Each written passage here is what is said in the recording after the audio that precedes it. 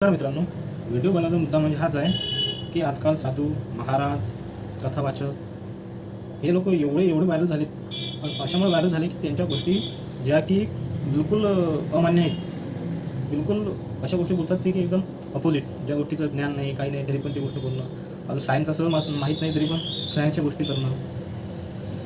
असंच एक अनिरुद्धाचार्य महाराज आहे जो की तो सोशल मीडियावर नुसतं असा बोलते की बिलकुल त्या गोष्टी काही तथ्य नसते, अभ्यास नसते, जसं मनाला वाटलं तसं बोलत असते, जसं त्याला वाटेल की असं असेल तसं बोलत असते. अभ्यास नाही करत, काही हे नाही ते नाही, बस असं आहे तर असं आहे. आणि त्याच्यावर कोण प्रश्न केला की तो त्यालाच रागावते त्याच्यावर. पहिली गोष्ट तर म्हणजे महाराज आहेत जे साधू संत आहेत ते कधीच रागवत नाही, त्यांच्यामध्ये कधीच राग द्वेष हे कधीच नसते.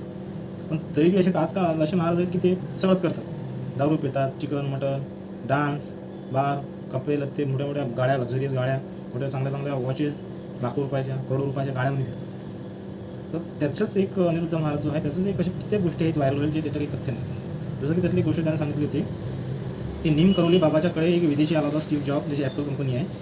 तर त्यावेळेस तो खूप परेशान होता, तर तो त्यांचं दर्शन करायसाठी आला होता. त्यावेळेस त्या नीम करवली बाबाने त्यांना एक ॲपल दिला होता, सेफ, तो खाऊन त्यांच्या हाती दिला होता. बस हे तुझं कंपनीचं नाव ॲपल, तू ठेव, त्याच्याकडे पैसेच पैसे नाही.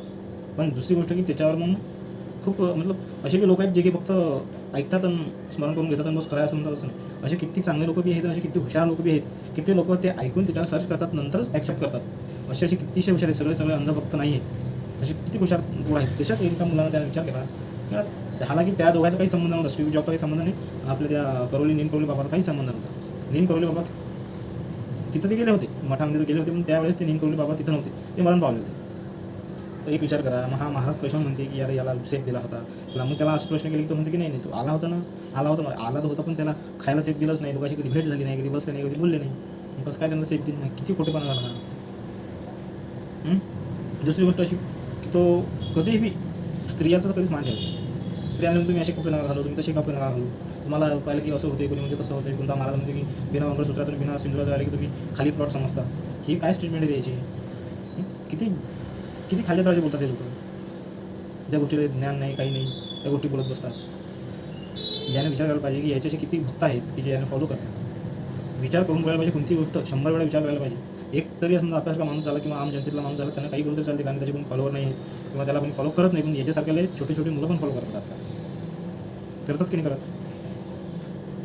तरी काय जे बोलायचं ते बोलतात. मूर्ख लोक त्यांचं ऐकतात, मूर्ख लोक त्यांना सर्च करून 100 त्याला कीर्तन ऐकतात आणि कशाला ऐकतात.